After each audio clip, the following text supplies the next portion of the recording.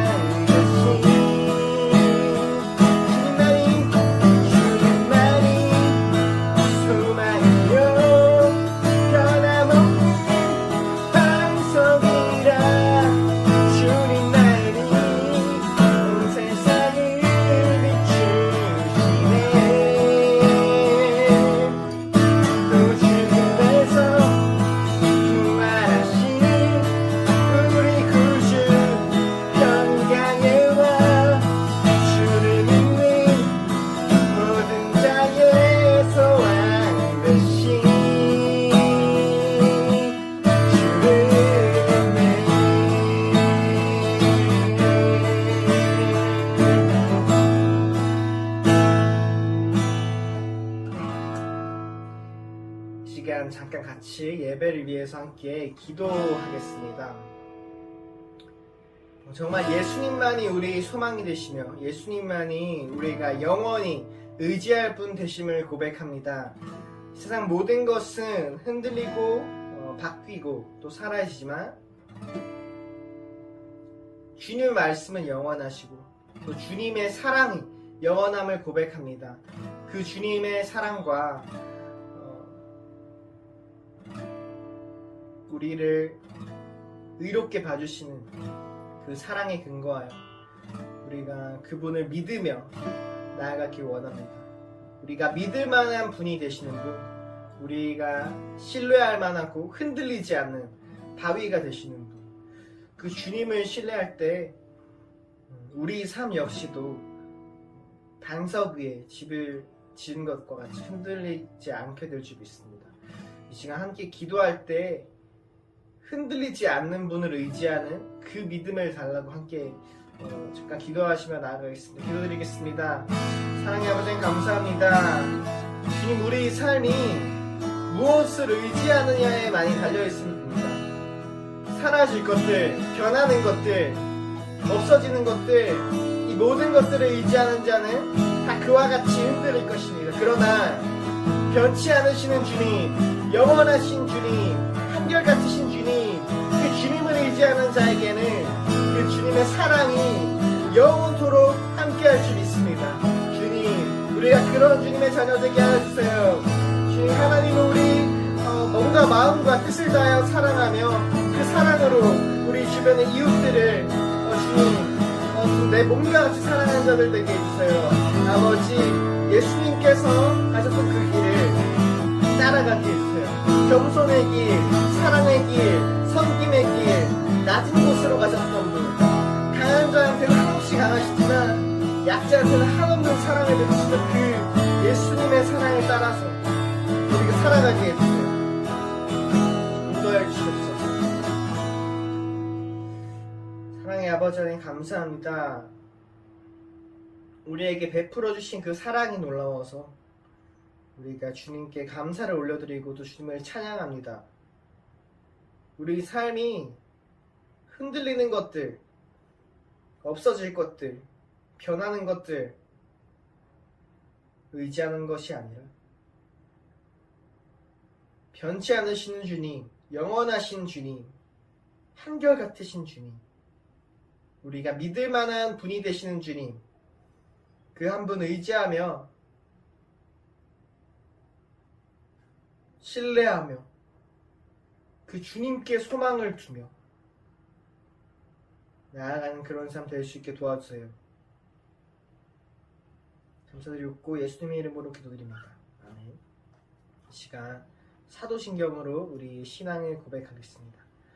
나는 전능하신 아버지 하나님, 천지의 창조주를 믿습니다.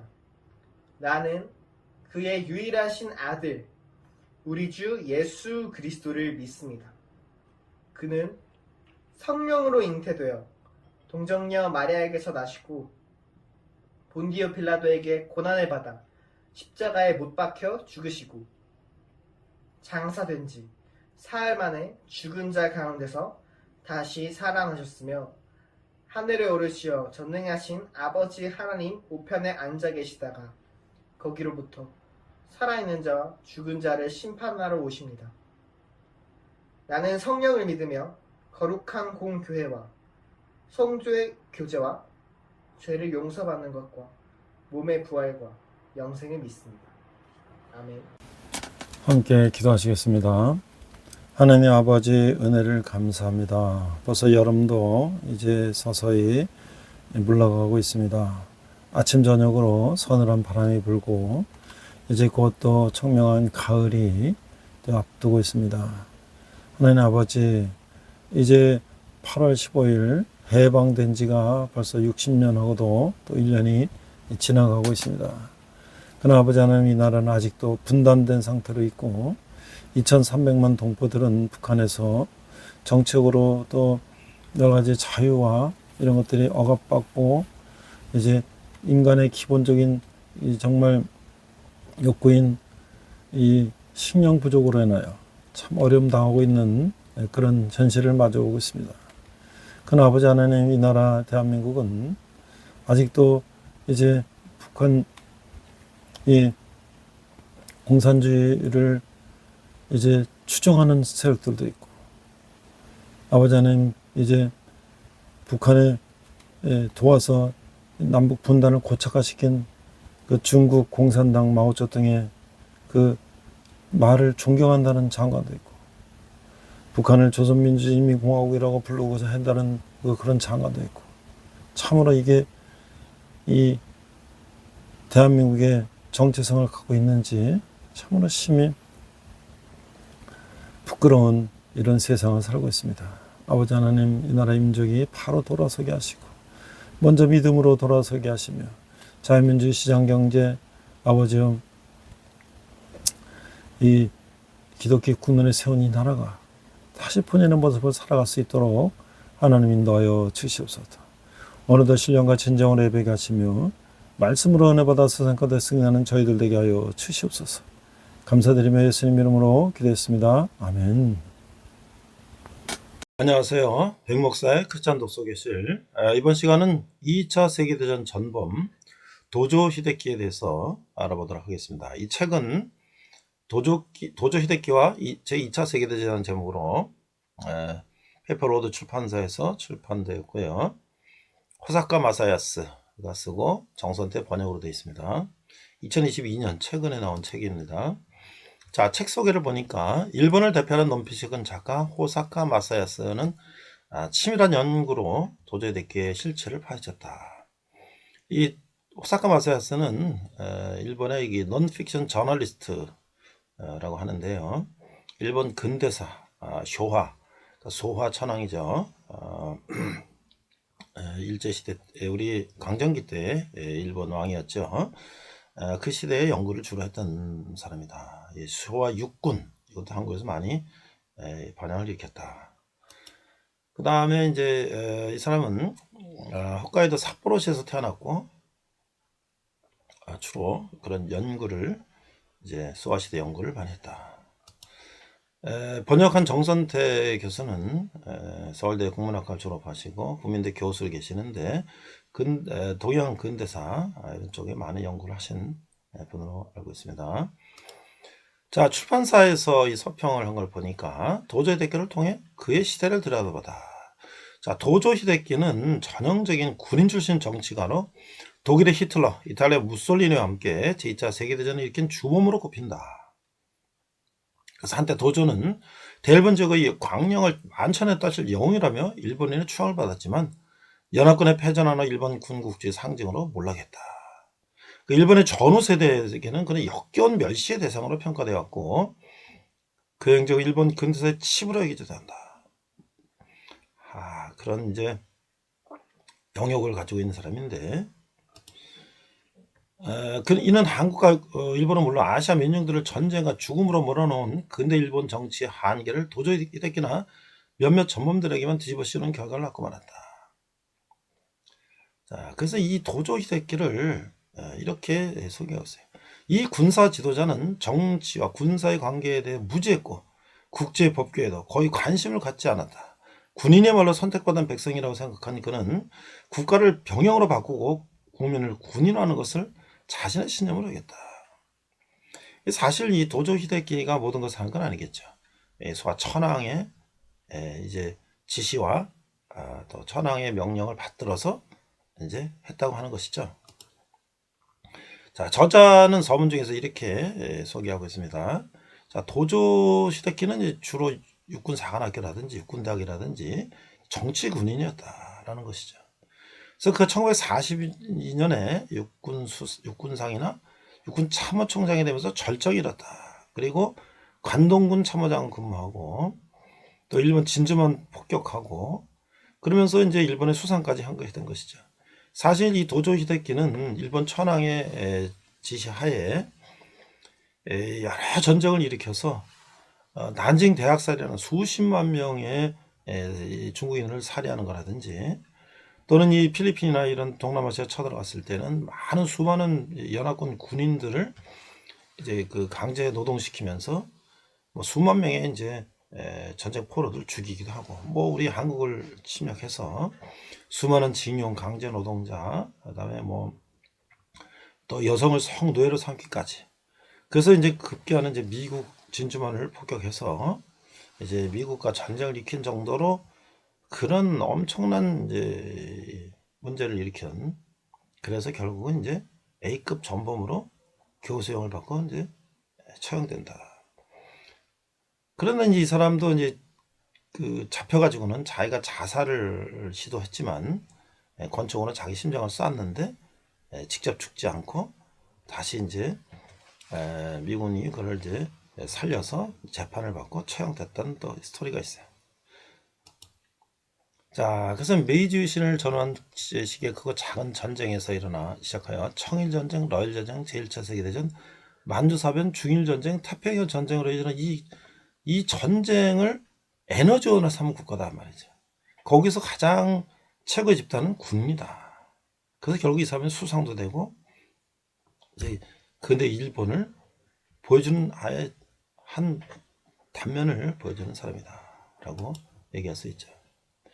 그런 점에서 도저히 히데키가 제2차 세계대전은 근데 일본의 역사뿐만 아니라 대일본 제국의 제국적 폭력의 고통을 겪어했던 동아시아 역사를 조명하는 데도 적지 않은 도움이 된다. 자, 그럼 도조 히데키가 죽은 지가 74년이 지났는데 일본은 어디를 가고 있는가?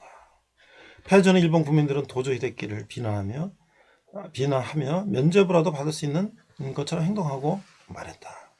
일본 정부는 연합군 최고사령부 총사령부의 요구를 반영해서 국제평화를 위한 무력 행사를 영구히 포기한다는 평안법을 공포했다. 일본은 그렇게 영원히 전쟁을 포기한 듯했다. 그러나 주권국가로서의 자위권에 있다는 명분으로 자위대라는 무장 조직이 설치됐고, 이게 사실은 공식 군대 없이 세계 5위의 군사력을 가진 군사대국이었다. 결국 다시 일본 군대가 부활했다는 것이죠. 게다가 2010년에는 법안 개정을 통해서 자위대도 이제 전쟁을 일으킬 수 있다. 방어만 하는 게 아니라 우리도 공격할 수 있다. 뭐 이런 이제 법을 개정하는 것이 오늘의 현실이다. 잃어버린 30년으로 불리는 장기 경제 침체가 계속되면서 일본에서는 과거의 잘못을 반성하기보다는 과거의 영광을 되찾으려는 움직임이 일게 되었다. 우파 민족주의가 90년대 이후 30여 년 동안 세력을 확대하면서 일본 사회는 우경화되고 있다. 도조 히데키의 전쟁 범죄 행위가 서양의 침탈 아래 신음하는 아시아 민족들을 해방하고 궁극적으로 아시아가 평화롭게 공존하는 대동아 공영권을 실현하기 위한 전쟁이었다라고 지금도 이것을 주장하는 우파들이 있다는 거죠. 집권 여당인 자민당에서는 헌법에서 전쟁 금지 조항을 지우고 자위대를 국가와 군대로 공식화하는 개헌을 주장하고 있다. 이런 현실을 우리가 볼 수 있다는 거죠. 그럼 어떻게 해야 할 것인가? 이 도조 히데키와 같은 지도자가 어떻게 일본 국민들의 정신과 육체를 길들이고 동원했는지를 역사적 사실에 입각해서 상세히 살펴야 한다. 그래야 대일본 제국의 지배 논리에서 자유로서 없었던 조선뿐 아니라 아시아 여러 민족들을 전쟁과 죽음의 시간으로 내몬 폭력의 정체에 좀 더 가까이 갈 수 있다라고 말하고 있어요. 저희 이제 목차를 보니까 이제 여러 도조 히데키가 이제 자란 것부터 그가 이제 정치군으로 성장하는 과정, 그가 전쟁에 참여하는 과정, 뭐 이런 식으로 결국은 전쟁의 2차 세계대전에 이제 일본이 원자폭탄 히로시마 나가사키에 맞고 패배하면서 마지막 최후를 맞이하는 그런 목차들이 이제 진행되고 있습니다. 자, 이제 마지막으로 책 속으로 보니까 일본 우익의 비이성적인 행태를 비난하는 목소리가 높다. 그러나 여기에 그쳐서는 안 된다. 비난을 너무 맹철하게 비판하는 수준으로 나가는 게 당연하다. 이와 함께 우리의 무의식 속에 일본 우익의 논리가 깃들어 있는 것은 아닌지 다시금 깊이 들여다봐야 한다. 자기에 대한 비판을 추동해내지 못하는 타자에 대한 비판은 자기 합리화나 자기 성당으로 귀결될 가능성이 높다. 도조 히데키라는 유령을 긍정적으로 재평가하는 일본 사회를 비판적인 눈으로 바라보되 동시에 그 눈을 돌려 우리 사회는 어떤지 냉정히 응시해야 될 것이다. 역사에서는 아무것도 배우지 못한다면 우리는 다시 도조 히데키를 광기에 휘둘릴 수밖에 없을 것이다. 이 저자가 일본 사람이기 때문에 일본인 시각에서 도조 히데키를 통해서 2차 세계대전 때 이 전쟁을 일으켰던 일본의 사회를 돌아보자는 얘기인데요. 사실 이제 아시아를 비롯한 많은 나라들은 이 천황을 우상으로 섬기고 그 다음에 전쟁을 통해서 식민화시켜서 거기서 일본의 어떤 영광을 누리겠다고 하는 이런 정말 무자비한 목표를 통해서 많은 사람들을 죽이고 희생시키고 많은 나라를 침략했던 이런 정말 잘못된 역사를 우리가 한번 깊이 한번 들어가보는 그런 책이라고 생각해 됩니다. 이상 백목사의 크리스찬 독서기실이었습니다. 네, 이번 시간은 분열왕국 첫 번째 시간으로서 결국 왕국이 분열하다. 부제로는 도조 히데키, 2차 대전 전범 도조 히데키라는 제목으로 말씀을 나누고자 합니다. 오늘 본문은요, 열왕기상 12장 14절인데요. 읽어보겠습니다. 어린 사람들의 자문을 따라 그들에게 말하여 이르되 내 아버지는 너희의 멍에를 무겁게 하였으나 나는 너희의 멍에를 더욱 무겁게 할지라. 내 아버지는 채찍으로 너희를 징계하였으나 나는 전갈 채찍으로 너희를 징치하리라 하니라. 자, 우리가 이제 왕국 분열을 우리가 생각해 보면 사무엘상 11장 8절은 왕국이 분열할 수 있는 가능성을 보여주는 이스라엘 지파 연합국의 취약성을 품고 있음을 보여주는 거예요. 사무엘상 11장 8절에 사울의 벳색에서 그들의 수를 세어보니 이스라엘 자손이 30만 명이요 유다 사람이 3만 명이더라. 자, 이 구절은 이스라엘과 유다가 서로 나눠 반목하고 있다는 사실을 보여주고 있는 거예요. 이 구절은 이스라엘과 유다가 서로 나누어 반목하고 있다는 사실을 보여주는데 또한 직접적인 원인은 솔로몬에 대한 하나님의 진노라고 하는 것이죠.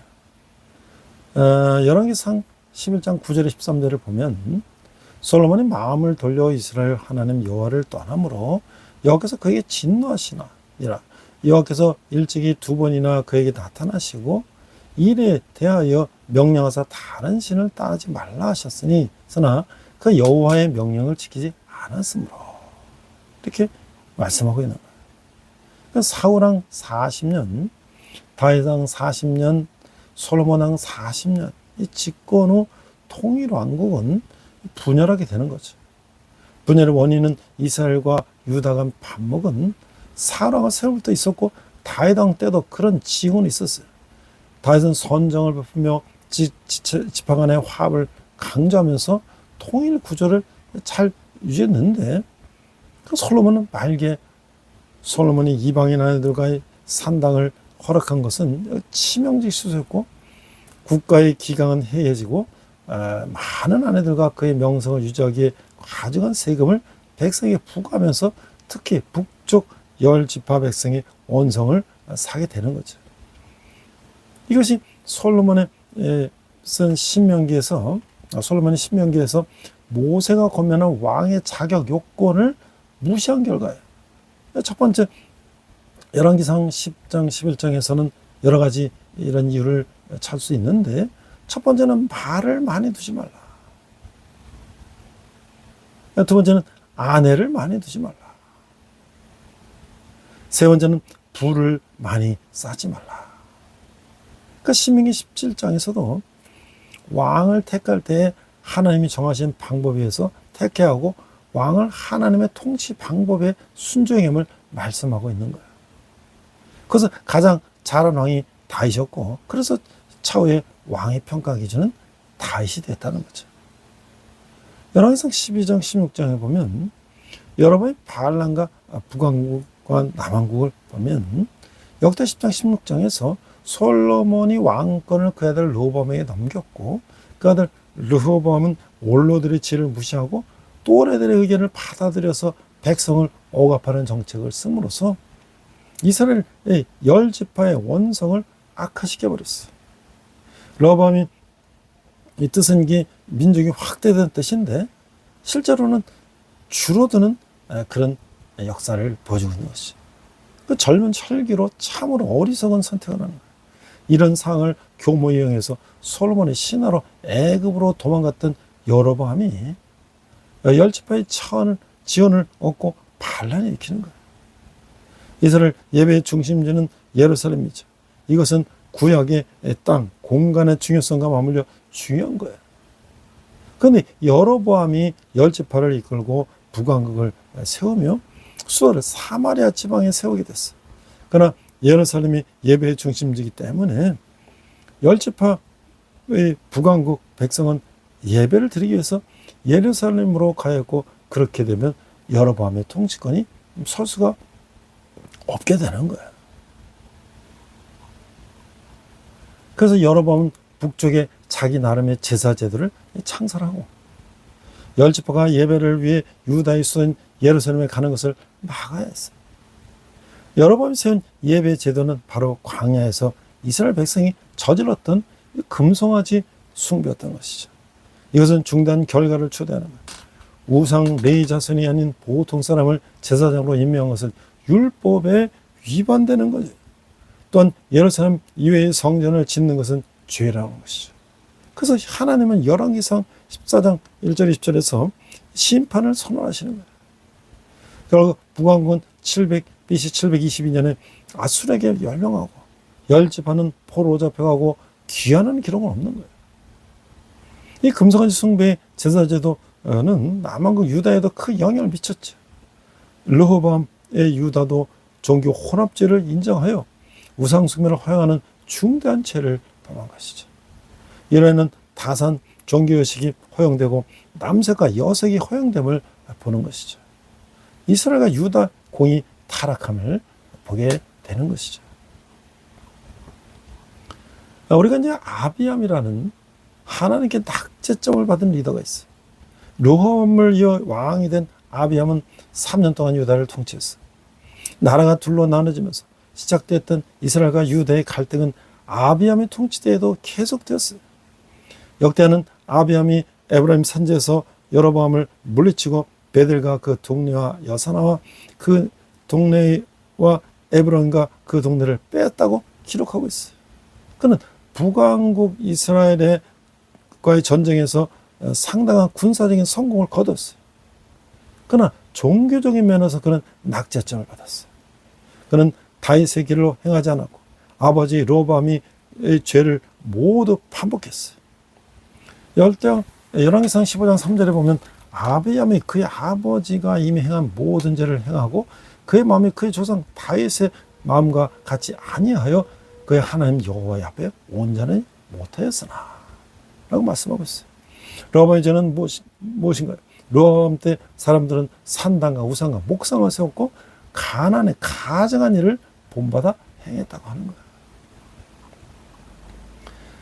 이 저자는 아비암의 나머지 행적과 그 행한 일이 아비암과 여로보암 사이에도 전쟁이 있으니라 아비암이 남은 사적과 그 행한 모든 일은 유대왕 역대절하게 기록되지 않았느냐. 열왕기상 15장 7절 말씀. 역대절은 아비암의 통치에 대해 훨씬 더 많은 것을 기록하고 있지만 저자는 이러한 것에는 관심 없어요. 저자의 관심사는 아비암의 개인적 신앙생활과 그의 통치가 유대에 미친 종교적 영향이었어요. 여호와의 신정 통치는 지향했던 나라에서 국가의 흥망성쇠는 결국 그 나라 최고 지도자의 신앙생활에 좌우된다는 것이 저자의 관점이라고 하는 거예요. 오늘 교회도 신정 통치를 추구하는 믿음의 공동체이죠. 그러므로 지도자로서 사역자는 경건한 영성을 유지하는데 각별한 관심을 기울여야 하는 거예요. 그 영성이 교회에 속한 모든 지체들에게 큰 영향을 미치기 때문인 것이죠. 우리가 또한 아하방을 볼 수가 있는데 악행에만 정신팔린 지도자예요. 북왕국의 7대 왕인 그는 시돈 왕인 딸 이세벨과 정략적으로 결혼했어요. 이로 인해서 적국인 아람에 대한 입장은 강화됐으나 바알신과 아세라신도 함께 유입됐고 이세벨의 강력한 후원으로 이스라엘의 우상의 신전 단 신상들을 세워서 우상 숭배의 천지가 되게 됐다라는 것이죠. 이 진노하신 하나님께서는 엘리야를 통해 가문과 기근으로 경고하신 후에 갈멜산에서 바알과 아세라 우상을 섬기는 선자 850명을 멸절시키는 등 단호한 심판을 내리셨어요. 이 사건은 여호와만 참 하나님이신 것을 극명하게 보여주는 것이죠. 아합은 하나님의 도우심으로 몇 가지 정치적 성취도 이뤘지만 여전히 여로보암의 죄를 따르고 아모리 사람들처럼 가증하게 우상을 숭배했던 것이죠.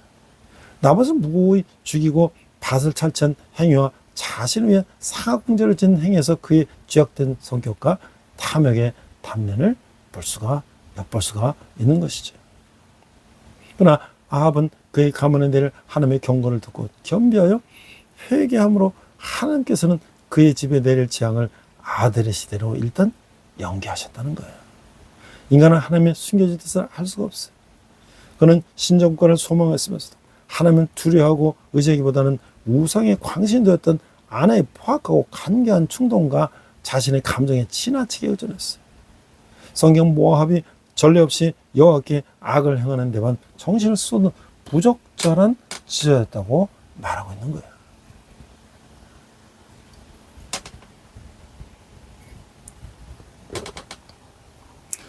자, 우리가 또 늙은 선지자, 그 역설적으로 쓰임받은 리더에 대한 이야기가 나오는데, 새 왕조를 창건한 여로보암이 금송아지 제단에 분향하던 중에 하나님의 특사가 급히 나타났어요. 특사는 하나님의 뜻을 등진 여로보암의 왕권과 그 나라가 망할 것이라는 하나님의 메시지를 선포했어요. 하나님의 사람은 하나님께 받은 사명을 충실히 이행하고 그것을 떠났어요. 근데 그 베델에 살던 늙은 선자가 이 일의 자초정을 듣고 급히 하나님의 사람을 추적하여 마침내 만났어요. 늙은 선자는 자기도 선자인데 그대를 데려다가 떡과 물을 들게 하라는 하나님의 말씀을 천사를 통해 들었다고 속였어요. 하나님의 사람은 거짓말에 속아서 하나님의 금기를 범하게 되고 예언대로 사자에게 희생물이 되고 말았어요. 늙은 선자는 여호와의 선자가 아니라 여로보암의 금송아지 제단을 묵인하고 괴계로서 하나님의 사람을 넘어뜨리고 하나님의 저주를 모해하려 한 거짓 선지자요 사단의 앞잡이였던 것이죠. 그러나 늙은 선자는 여호와로부터 강력한 경고를 듣고 마음이 변했어요. 그는 모든 우상의 단을 향하여 열왕기상 13장 32절에 보면 그 여호와의 말씀으로 베델에 있는 제단을 향하고 또 사마리아 성읍들에 있는 모든 산당을 향하여 외쳐 말한 것이 반드시 이룰 것이니라 라고 선포했어요. 하나님은 그분의 뜻을 이루기 위해 선악간의 모든 것을 그분의 도구로 사용하시는 거예요. 인간 안무로는 무산될 뻔한 하나님의 뜻이 또 다른 도구에서 관철됐던 것이죠. 인간이 하나님의 뜻을 무효할 수 없어요. 하나님의 말씀은 반드시 이루어지는 것이죠. 늙은 선자는 하나님의 쓰신 역설적인 도구였어요. 그 예언은 BC 722년에 완벽하게 성취됐던 것이죠. 이제 우리는 또 아사의 정책을 평가해 볼 수가 있는데, 유다 아사왕은 아버지 아비왕과는 달리 군사적으로 뛰어나지 않았어요. 아비왕이 북왕에서 실력을 행사했던 것에 비해 아사는 오히려 북왕국에 밀리는 처지가 됐어요. 열왕기상 15장 16, 17절에 보면 아사와 이스라엘 왕 바사 사이에 일생도한 전쟁이 있으니라. 이스라엘 왕 바사가 유다를 치러 올라와서 라마를 건축하여 사람을 유다 왕 아사와 왕래하지 못하게 하려 한지라. 이 때문에 그는 아람 왕 베나다에게 많은 보물을 보내며 이스라엘과의 동맹을 파괴하고 유다를 돕도록 요청했어요. 열왕기는 이것에 대해 특별한 평가를 하지 않았지만 역대 기자는 이 사건을 하나님을 의지하지 않은 명백한 범죄행위로 이제 규정하고 있는 거예요. 아사가 비록 북왕국과의 갈등에서 불신앙의 행동을 취한 일면도 있지만 다른 분야에서는 꾸준히 하나님의 뜻을 구하며 다윗과 같이 여호와 보시기에 정직하게 했다고 하는 것이죠. 역대 15장 11절에 보니까 아사가 그의 조상 다윗같이 여호와 보시기에 정직하게 행하여. 아사 왕은 백성들이 하나님께로 다시 돌아와 율법과 명령을 지키도록 했어요. 역대 14장 4절에 보면 유다 사람에게 명하여 그 조상들의 하나님 여호와를 찾게 하며 그의 율법과 명령을 행하게 하고, 그는 성전의 남창들을 모두 몰아내고 아비암이 세운 우상들을 모두 제거해버렸어요. 또한 아사라 신상을 만든 마아가 어머닐지라도 타이오의 위를 피하는 강력한 정책을 피했어요. 아사의 조언을 받아서 드려 우상들을 제거하고 여호와의 단을 중수했어요. 이래는 다른 지파들이 아사에게로 돌아오는 결과를 낳게 했다는 것이죠. 이런 아사왕에 대해서 성경은 그가 주를 사모하는 마음이 한결같았다고 평가하고 있어요. 열왕기 15장 14절에 보면 다만 산당은 없어지지 아니하니라. 그러나 아사의 마음이 일평생 여호와 앞에 온전했으며 그는 열정을 다해 하나님을 사랑했어요. 하지만 산당은 제거하지 않았어요. 성경은 이것으로 인해 그에게 최고의 점수를 주지는 않았던 것이죠. 우리가 8.15 광복절을 맞이해서 저는 2차 세계대전 전범인 도조 히데키를 찾아봤어요. 이 개간을 보니까 도조 히데키는 일본 제국의 쇼와 황제 제2기에 활동한 군인이자 정치인으로 태평양 전쟁을 일으킨 A급 전쟁 범죄자이다. 그는 군인의 신분으로 행정수반인 총리 대신을 했고 통수권 독립의 관리를 깨고 육군 대신 내무 대신 참모총장을 겸임하면서 대장으로 승진했어요.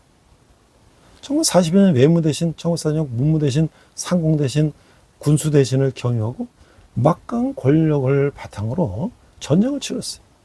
공포정치 일종인 헌병정치를 실시해서 군부 독재 체제를 구축한 사람이에요. 1941년 12월 7일 진지만 기습공격을 명령해서 태평양 전쟁을 일으켰으나 이듬해 6월 미드웨이 해전에서 패배 이후에 일본이 점차 미국의 반격에 밀려 전세가 기울자 1944년 7월 18일 그는 책임을 지고 사퇴했어요. 패전은 자살을 시도했지만 미수에 그쳤으며 극동 국제군사재판 도쿄 재판에서 A급 전범으로 기소되어서 사형 평가를 받고 교수형에 처해진 사람이에요. 군인 가문으로 사관학교를 졸업한 군의 엘리트 코스를 밟았고 군인 신분을 유지할 채 일국의 총리까지 오는 인물인데 그럼 미국을 이길 수 없다는 의견을 무시하고 태평양 전쟁을 일으켰어요.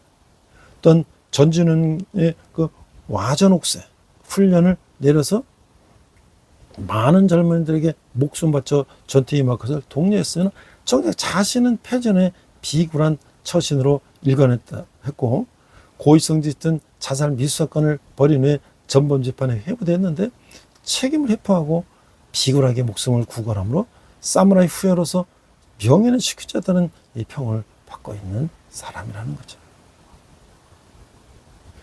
그 생애 경력을 보면 그는 육군 중장의 아들로 태어났고 또 일본 육군 사관학교를 졸업하고 이렇게 보병으로 진급을 했어요. 사령관을 했고 그가 또 이제 관동군 헌병대 사령관 할 때는 별명이 면도날이다. 아주 그 빠른 일수행 때문에 그런 별명이 붙여졌다고 하는 거예요. 그리고 앞서 말했던 살아서 포로가 되는 추억을 당하지 말라는 가르침을 담은 전진훈을 만들어서 자살 공격을 통한 옥쇠를 부추겼어요. 그러니 이 도저히 되기는 내각을 장악해서 군사 국가 체제로 일본 제국 전역을 군사 강국하였고 1940 11월 7일 진주만 공격을 했고 그 다음에 동양 처음에 전쟁 초반에는 동남아시아 태평양 전선에 많은 성과를 올려갔고 이제 1944년 이제 미드웨이에서 패전하고 총리에서 물러나게 된 사람이죠. 그는 결국 처형을 당하게 됐어요. 1944년 8월 일본의 패전후 권총 자살을 시도했으나 실패하고 병원에 입원했다가 체포됐고 1948년 극동 군사가 재판에서 이제 사형을 선고받았고 결국 교수형에 처해졌어요. 그 도저 히데키는 처형되기 전까지도 전혀 참여하지 않으면서 불교의 길에서 욕망의 이승을 오늘 하직하고 미타의 곁으로 가는 기쁨이여 라는 그 유언서를 남기기도 했어요. 시체는 유족에게 반환되지 않았고 요카마시의 한 화장터로 희생되어 화장되었고 유골은 분쇄되어서 유시와 함께 항공기에 의해 태평양에 투기됐다는 거예요. 그러나 거기서 고나게 변호사와 그 화장터 근처에 있는 한 절의 주지가 화장터 직원의 안내로 잠입해서 잔해를 두는 곳에 버려진 7명의 유희와 유골의 작은 조각을 회수했고, 회수된 유골을 아따미의 고아 관음에 옮겨져 숨겨졌다고 하는 거예요. 그 도조 히데키를 우리가 평가해 볼 때, 그 우찌 두시코라는 사람은 자신의 책에서 도저는 어려서부터 권위주의자였고, 태평양 전쟁을 발발하는 군수대인 참모총장 이런 걸 다 해갖고 정치와 전력이 일어나를 추구하고 독재자이고 철저한 전쟁 수혜자고 그런 사람이었고, 그가 일본의 전쟁으로 중국, 한국 등 주변 국가 입장에서 도조 히데키는 영원히 전쟁 범죄자로 기록될 것이라고 잘라 말했어요. 정성호는 그의 저서 사무라이 정신은 없다를 통하여 도저 히데키를 비겁한 사무라이라고 강하게 비판했어요. 도저 히데키는 전통의 구린 집안 출신으로 일본 육군학 사관을 졸업하고 일본군의 정예 엘리트로서 군대 요직을 두루 거친 핵심 요원인데, 미국과의 전쟁도 불사한다는 강경파의 선봉으로 군인신분을 유지한 채 총림명되는 육군 대신 참모 정장 등을 겸직하고 태평양 전쟁을 일으킨 당사자다. 그가 말한 그 와전 옥세라는 그 전진훈 때문에 일본의 무수한 젊은이들은 조국을 위해 하나뿐인 자신의 목숨을 던지고 전장에서 죽어갔다는 거예요. 그런데도 불구하고 그는 일본이 항복하는 고의성이 있는 자살 및 수동을 일으켰고, 전범으로 체포되는 벌어진 재판에서 전범자의 결정을 단순히 집행한 뿐이라고, 전임자의 결정은 단순히 집행한 뿐이라고 책임을 회피한 채 목숨을 구걸하는 비굴한 별명으로 이끌었다는 거예요. 할복 등의 자살을 미워하거나 독려할 수는 없으나 사무라이 정신이 넘치는 일본 군인의 대표로서 모범에 대한 자가 지극히 치졸한 모습을 보였다는 것은 사무라이 휘로서도 부끄러워할 일이며, 도저 히데키를 비롯한 A급 전범들에 의해서 보듯이 일본이 지나치게 사무라이 정신을 미워하고 있다고 정성호는 주장했다는 거예요. 자, 우리는 이제 그 리더의 정직성을 우리가 한번 생각해 봐야 됩니다. 과거에는 사람은 대체로 리더의 사상을 몰랐기 때문에 업무실적 평가에서 사상 안의 결함은 중요하지 않았어요. 직장에서 술을 마시지 않으면 가정에서의 술 조정은 상관없다는 식이었어요. 유명 정치가들이 부도덕한 삶을 살아도 그런 허위는 알려지지 않았고, 리더십 능력은 제거하게 만드는 것으로 간주되지 않았어요. 그러나 오늘날 많은 리더십 전문가들은 온전함이 리더십의 성공에 기초라는 데 동의하는 거예요. 그들의 조사에서 의하면 세월이 지나도 언제나 수위를 차지하는 것은 리더의 정직성이라는 거예요. 사람들은 리더의 비전, 능력, 업적, 가마력보다 리더의 정직성을 중시하고 있다는 거예요. 사람들이 도덕성을 원한다는 것은 전혀 이상한 것이 아니라는 것이죠. 리더십은 결국 신뢰를 바탕으로 해야 되는데, 사람들은 자기가 믿는 리더를 따르기 마련이죠. 리더를 믿을 수 있으려면 기초가 있어야 하는데 그 기초가 정직함이에요. 이런 면에서 리더의 온전함은 신빙성으로 표현되는 것이죠. 그 영적 리더들은 누구보다도 정직성을 인정받아야 되는 거예요. 그러나 많은 사람들이 그렇지 못하고 있죠. 사실 대중의 마음속에는 유명한 영적 리더일수록 위선자요 사기꾼이라는 냉소적 의혹이 있어요. 언론 보도에는 종교의 지도자들이 재정 문제와 부도덕한 삶으로 대중을 속였다는 기사가 끊이질 않고 있어요. 자기 생각을 최대한 멋지게 보이려고 터무니없이 진실을 미화하거나 사실을 왜곡하는 목회자들이 심심찮게 발견되는 것이죠. 그들은 진실을 과장해 잘못된 주장을 정당하기도 해요. 리더가 진실을 과장하거나 전략상 얼머무릴 때 사람들의 신뢰를 잃는 것이죠. 사람들은 뿐만 아니라 하나님께서도 리더에게 정직함을 기대하고 계신다는 거예요. 열왕기상 14장 8절에 보면 나라를 다윗의 집에서 찢어내어 네 조건을 너는 내 종 다윗이 내 명을 지켜 전심으로 나를 따르며 나보기에 정직한 일만 행했음과 같이 아니하고 라고 말씀하신 것이죠. 그 지금 우리 마음의 온도는 몇 도입니까? 윤성준의 그리스도와 청년이다. 나는 그리스도의 청년이다라는 글에 보니까 내가 한 사람은 대학 시절에 성경 공부 인도자로 뜨거운 열정을 가지고 그리스도의 제자의 삶을 살려고 안간힘을 썼어요. 그런 짧은 인생을 하나님께 헌신된 삶을 살지 않겠는가라고 입버릇처럼 말했고, 당시 많은 사람이 그의 삶의 도전을 받고 변화됐어요. 근데 그가 결혼하고 좋은 직장을 갔더니 주님을 향한 뜨거웠던 마음을 어느새 사라지고 세상 방식을 그대로 따르고 있었어요. 아이를 키우느라 시간도 없고 매달 나르는 카드값과 공공요금을 납부하느라 돈에 쫓긴다고 변명했어요. 그러면서 차가워지고 완고해진 마음, 본인도 모르는 사이에 굳어져 진리의 말씀에 반응하지 않는 마음을 지닌 채 살아가는 거예요. 내 마음은 차갑게 굳어있지 않나요? 굳어진 마음은 아스팔트처럼 물이 결코 그 밑으로 스며들 수가 없는 것이죠. 하나님의 말씀이 내 안에 가장 깊은 곳까지 흘러갈 때 비로소 마음과 행동의 변화를 이끌어 삶의 편으로 연결되는 거예요. 그런데 그 말씀이 지면 위에서만 흐른다면 진리의 말씀에 반응하지 못하는 인생, 그래서 세상에 동화되어 그럭저럭 사는 인생에서 딱 멈추고 마는 것이죠. 하나님 우리 인생살의 과거, 현재, 미래 중에 현재 모습에 가장 관심이 많으신 거예요. 그건 오늘 지금 우리가 반응하기를 원하시고 계시는 거예요. 그러므로 지금 우리의 마음을 부드럽게 만들어 언제든 진리의 말씀에 반응하고 변화될 수 있도록 우리가 준비해 놓아야 하는 것이죠. 우리 함께 기도하겠습니다.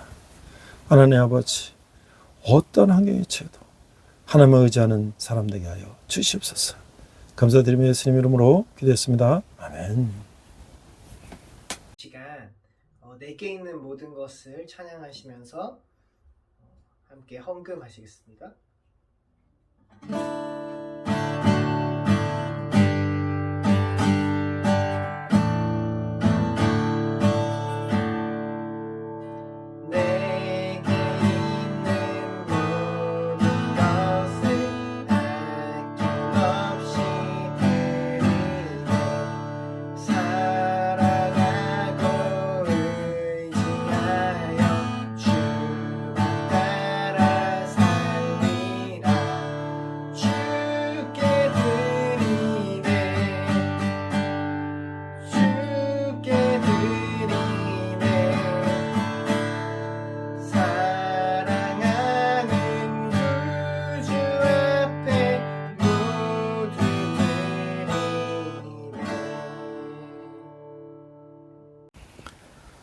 네, 뜨거웠던 여름도 이제 말복을 지나고 8월 중순 하순으로 가면서 아침 저녁으로는 조금 서늘한 바람이 불고 있습니다.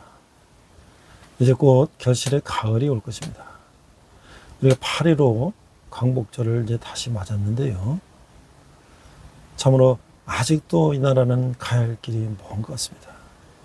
해방 이후에 공산주의자들의 그 준동으로 인하여 참으로 어려움을 겪었는데 아직도 그 뿌리 깊은 공산주의 잔재들이 이 나라를 잇고 또 북한의 지속적인 그런 무력으로 인하여 많은 사람들이 북한에 또 알게 모르게 이렇게 세뇌되는 또 침투되는 그런 상황을 보면서 이 나라의 민족이 앞으로 갈 길이 멀다라는 생각을 하고 있습니다. 그러나 그래도 교회가 희망입니다. 교회는 일제 치하에서도 공산주의 치하에서도 목숨을 걸고 싸웠기 때문에 공산주의가 가장 무서워하는 것이 바로 기독교죠. 그런데 우리 기독교가 지금 상당히 많은 국민들에게 실망을 주고 있습니다. 정말 우리가 믿는 사람들이 본을 보여야 되는 그런 때가 또 이때인 것 같습니다. 저는 이 뜨거운 여름에도 여러분에게 말씀을 전하고자 또 이렇게 영어로 한글로 또 말씀을 또 전하고 있습니다. 이 말씀을 제가 영어로 전하는 것은 이 복음이 다시 영어권에 있는 사람들까지도 다시 들려지기를 원하기 때문입니다. 또 저는 일본어도 공부했는데 일본어도 한번 말씀을 전해보는 그런 것도 한번 생각을 해봐야 될 것 같습니다. 여러분이 9월 10월은 복음이 땅까지로 전하는데 귀하게 사용될 것입니다. 기도하겠습니다. 하나님 아버지, 받은 은혜 감사해서 적은 예물을 주님께 드렸습니다. 예물을 쓰는 것마다 하나님 영광이 나타나게 하시고 특별히 복음이 땅까지로 전하게 하여 주시옵소서. 지금은 우리 주 예수 그리스도의 은혜와 하나님 아버지의 극진하신 사랑과 성령님의 가망도 역사하시며 분열 왕국을 바라보며 믿음을 잃어버린 그 후손들을 바라보며 또 우리가 내 자신의 믿음을 다시 돌아보고 다윗의 믿음 같은 그런 믿음을 갖기를 다짐하는 우리 함께 있는 모든 성도들의 열방의 백성들과 성교사님들의 특별히 북한에서 고통받는 북한 동포들이 지금 대원들과 함께 하시기를 간절히 축원합니다. 아멘. 우리 함께 선한 능력으로 찬양하시면서 한 주간 승리하시기 바랍니다. 우리 이 시간 선한 능력으로 함께 찬양하시면서 결단의 시간 갖겠습니다.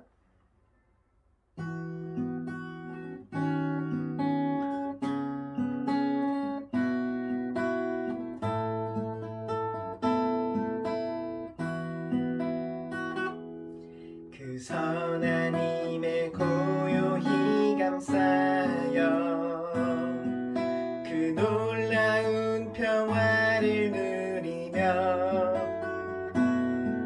나 그대들과 함께 걸어가네. 나 그대들과 하늘을 여네. 지나가 너물 어둠의 날들이 무겁게 내 영혼 짓눌러도 오 주여 우릴 외면치 마시고 약속의 구원을 이루소서. 그 선한 힘이 우릴 감싸시니 믿음으로 일어날 일 기대하네. 주 언제나 우리와 함께 계셔. 하루 또 하루가 늘 새로워. 주께서 밝히신 작은 촛불이 어둠을 헤치고 타오르네. 그 빛에 우리 모두 하나 되어 온 누리에 비추게 하소서. 그 선한 힘이 우릴 감싸시니 믿음으로 일어날 일 기대하네. 주 언제나 우리와 함께 계셔. 하루 또 하루가 늘 새로워. 이 고요함이 깊이 번져갈 때 저 가슴 벅찬 노래 들리네.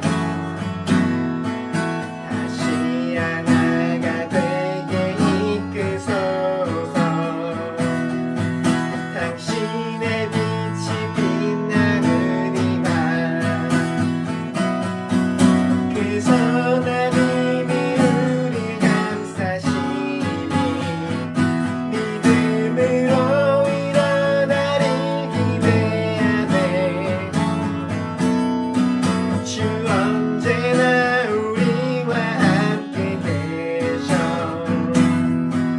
하루 또 하루가 늘 새로워. 그 선한 힘이 우릴 감싸시니 믿음으로 일어날 일 기대하네. 주 언제나 우리와 함께 계셔. 하루 또 하루가 늘 새로워. 주님과 동행하시는 복된 한 주 되시길 축복합니다.